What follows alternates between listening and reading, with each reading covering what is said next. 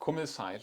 Það er mjög gott að koma saman sem kristinn söfnuður eða sem kristnir bræður og systur í trúnni vegna þess, eins og stendur í Matteusar guðspjalli 18. kafla og 20. versi, því að hvar sem tveir eða þrír eru saman komnir í mínu nafni, þar er ég mitt á meðal þeirra.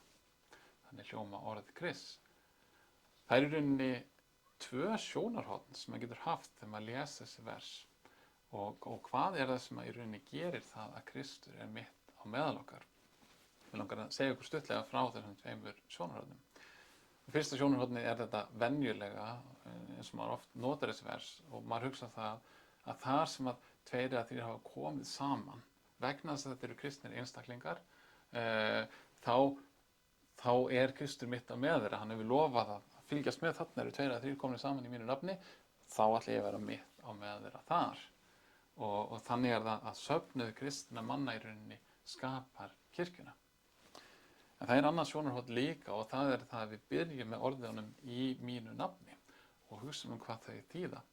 Að þegar eitthvað gerist í nafni Krists þá þarf það að gera samkvæmt boði hans og skipun. Þess vegna er það fyrst og fremst orð Guðs og skipun hans sem kallar kristna menn saman og þannig býr til kirkjuna og skapar hana. Þetta getur hljómað eins og þetta sé bara tókstreita ekki neitt, að þetta endi með sama hlut, en þannig er þó ekki. Því að ef að kirkjan byggist fyrst og fremst á því að við kristnir menn komum saman til þess að eiga sameiginlegt starf til dæmis, þá er það líka að einhverju leyti við sem að stjórnum því hvernig þetta á að eiga sér stað. Hins vegar ef það er orð Guðs og orð Krists sem að kallar okkur saman, þá þurfum við að vera trú orðinu og það sé fyrst og fremst það sem að setur reglurnar og hefur stjórnina.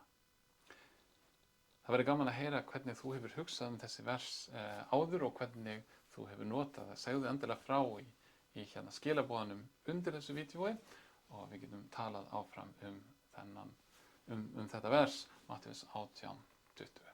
Verið sæl.